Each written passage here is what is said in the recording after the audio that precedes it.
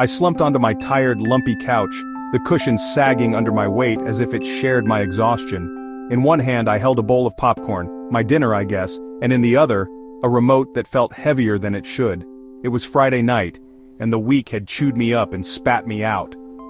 My small apartment felt like a cave, silent, except for the occasional creak of the pipes hiding in the walls, as if they were whispering secrets I couldn't quite catch.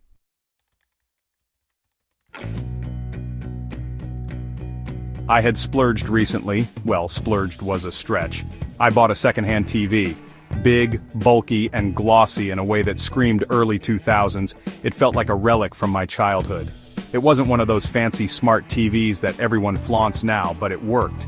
Cable and DVDs were all I needed. I'd set it up in the corner of my living room, and somehow, that clunky box had become the heart of my quiet little world.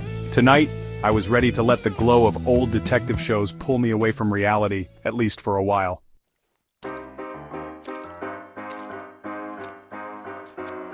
With a deep sigh, I clicked the remote and the screen roared to life, or tried to. Instead of the soothing, familiar channel menu, the TV erupted into static, bright and loud, like it was screaming at me. "Damn it," I muttered, smacking the side of the TV. It gave a flicker, like it was thinking about behaving, and then finally stabilized. Flipping through the channels, I tried to settle into my usual routine, but the static wouldn't quit. It kept barging in every few seconds, ruining the sound and the picture. My frustration bubbled up. "This better not be broken," I grumbled, dropping the remote and leaning forward. My hands fumbled with the cables at the back, trying to coax the thing into working.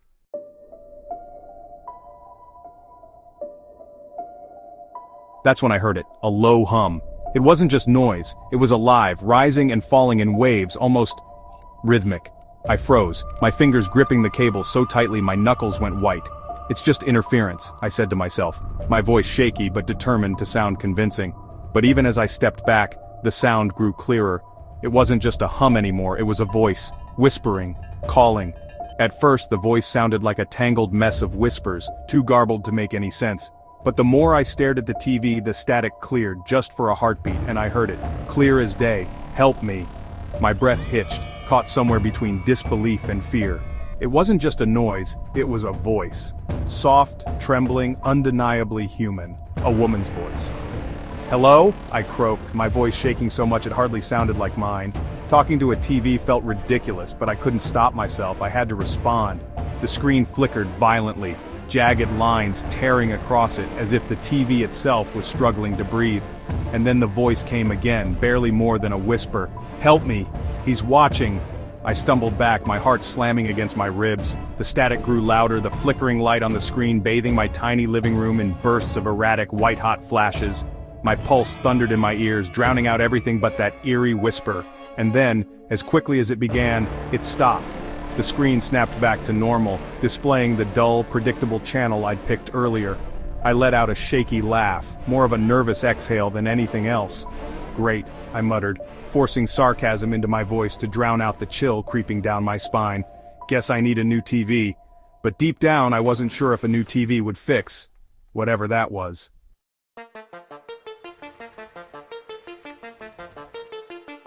The next morning, I decided to return to the little electronics shop where I'd bought the TV. It was a cramped, cluttered place run by a wiry man in his 50s named Frank. When I walked in, he greeted me with his usual toothy smile, the kind that seemed too cheerful to be genuine. "Frank, back already? This TV you sold me?" I started, holding back the urge to just blurt everything out. "Something's wrong with it. Keeps glitching. Weird sounds, voices in the static." Frank's grin faltered, his eyes narrowing slightly. "Frank? Weird, huh? What kind of weird?" I hesitated. Saying it out loud made it sound even crazier. Like someone's voice," I finally said. "A woman's. It's probably just interference or something, but it's..." I trailed off, shaking my head. "Creepy." Frank's face went pale. He glanced around the shop, his movements sharp, like he was checking for hidden cameras or something. Then, lowering his voice, he leaned closer. "Frank, that TV came from a storage unit auction. Belonged to some guy who lived way out in the woods. They found him dead in front of it. Heart attack, they said. But some folks think it was the TV that killed him." I blinked at him, stunned. "You're joking, right?" Frank shrugged, his expression grim. Frank, look, I'm just telling you what I know. Strange things happen with that TV. If you don't want it, I'll take it back. No questions asked. I wanted to laugh, but my throat felt too dry. Curses, haunted TVs, it was absurd. I didn't believe in stuff like that. But still, the memory of that whisper crawled under my skin, refusing to leave. I'll think about it, I said, my voice quieter than I intended. Without waiting for a reply, I turned and walked out of the shop, leaving the answer hanging in the air behind me.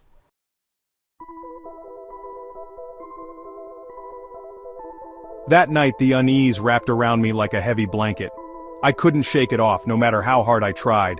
I grabbed a cold beer from the fridge, hoping it'd calm my nerves, and sank onto the couch. The TV loomed in front of me, its glossy screen reflecting the dim light of the room.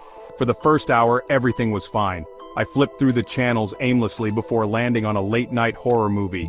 It felt ironic, considering how jittery I already was, but I convinced myself it was just a distraction. As the movie crept toward its climax, the screen flickered. My stomach sank. Not this crap again, I muttered, my annoyance barely masking my growing fear. I grabbed the remote, pressing buttons, but the static roared back, louder than before, filling the room with its deafening hiss. And then, like before, the whisper returned. "Help me." The words felt like icy fingers trailing down my spine. My pulse raced as I leaned forward, my beer forgotten on the table. "Who are you?" I whispered, my voice trembling. The static shifted. The chaos on the screen beginning to form someone. My breath caught in my throat as a face emerged, a woman's face. She was gaunt, pale, her hollow eyes wide with terror, as though she'd been trapped in this nightmare for far too long. "Help me!" she said again, her voice drenched in despair. He's watching you!" Before I could respond, the screen went black, leaving only my reflection staring back at me. My own wide, terrified eyes glared at me from the glass. And then the TV turned itself off. I didn't sleep that night. How could I? Every shadow in my apartment seemed alive. Every creak of the old walls felt like someone, or something, was moving just beyond my sight. The feeling of being watched was suffocating, but no matter how many times I checked, the apartment was as empty as ever.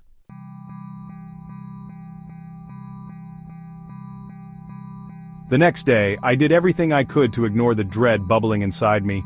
I avoided the TV like it was a ticking time bomb, distracting myself with a book, pacing the apartment, anything to keep my mind occupied. But as night fell, my curiosity, and maybe some twisted need for answers, got the better of me. "It's all in your head," I told myself firmly as I sat on the couch. My voice sounded hollow in the silence. With a shaky hand, I turned on the TV, bracing myself for the static. The screen came to life, but this time it didn't flicker or display channels I recognized. Instead, it showed a dimly lit room. At first, it didn't register, but then my breath caught in my throat. The room on the screen was mine. I stared in disbelief at the image of my own living room displayed before me. The camera, or whatever it was, seemed to be positioned in the corner, capturing me sitting on the couch from an angle I'd never seen before. "What the hell?" I muttered, my voice cracking. My legs felt like lead as I stood and scanned the room, looking for any sign of a hidden camera. I pulled aside cushions, checked the shelves, and even ran my fingers along the walls, but there was nothing. When I turned back to the TV, my blood ran cold. The angle had changed. It was now zoomed in on my face, my panicked, wide-eyed face, staring directly into the screen as if I were being recorded in real time. "Who's doing this?" I yelled, my voice shaking with a mixture of fear and fury. My heart pounded so hard it felt like it might burst out of my chest. And then the static returned. Her face appeared again, sharper this time, her expression more desperate than before. Her hollow eyes seemed to pierce right through me. "He's here," she said, her voice a frantic whisper. "Don't let him in!" My breath caught as a sound echoed through the apartment. A slow, deliberate knock at the door. A chill swept through the apartment, colder than any winter wind I'd ever felt. The hairs on my arms rose as the knock at the door came again, more insistent this time. My legs felt glued to the floor, my heart thundering in my chest. And then, without me moving a muscle, the door creaked open. The thing that entered was not human. It wasn't even alive. Its form was nothing but a swirling shadow, a silhouette darker than the deepest night, its edges rippling like smoke caught in an unseen current. It moved slowly, deliberately, and with each step, the room seemed to shrink, the walls pressing closer as the air grew thick and suffocating. I tried to back away, to scream, to do anything, but my body betrayed me. My legs refused to move, my voice caught in my throat like a stone.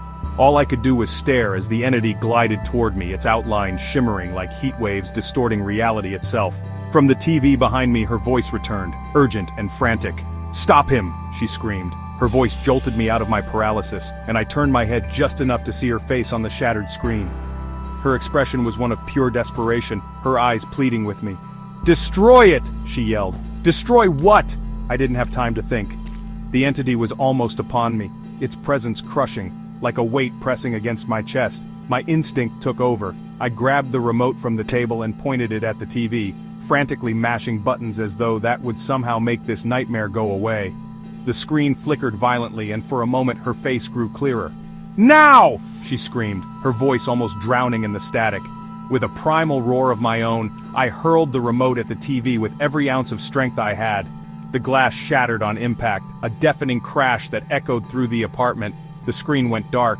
The entity froze. Its guttural roar reverberated through the room, a sound so deep and alien that it felt like it rattled my bones. The shadowy form twisted and contorted, its edges fraying like strands of smoke caught in a gust of wind. And then, just as suddenly as it had appeared, the entity dissolved, its inky blackness unraveling into wisps of smoke. The wisps swirled for a moment, then vanished into the air, leaving behind nothing but an eerie silence. I collapsed to my knees, my body trembling uncontrollably. The shattered TV lay in front of me, its dark screen reflecting the chaos of the room. The woman's voice didn't return. And for the first time in what felt like an eternity, the apartment was silent again.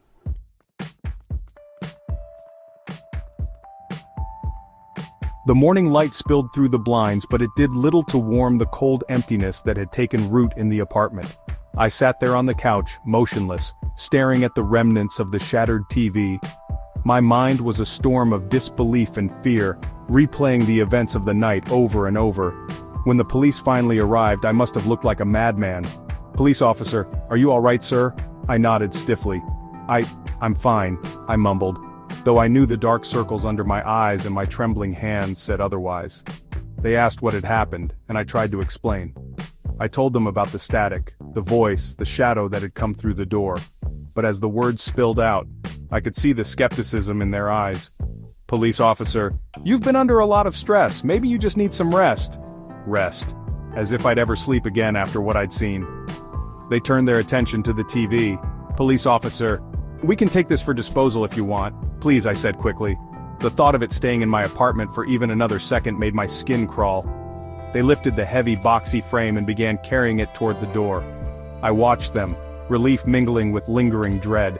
As they reached the hallway, one of the officers paused. He tilted his head, his expression puzzled. "Police officer? Hey, did you hear something?" The other officer frowned, shaking his head. "Police officer? Nah, probably just the wind." But I knew better. Even from where I sat, I could feel it. A faint, almost imperceptible whisper that seemed to come from the broken shards of glass. "Help me!" My stomach turned and I clenched my fists, willing myself not to break down in front of them. As the door closed behind them, I let out a shaky breath, the silence of the apartment returning like a heavy weight. But I knew the truth. Somewhere out there, trapped within that shattered screen, the voice remained. And I had no idea if destroying the TV had truly stopped the nightmare, or merely set it loose.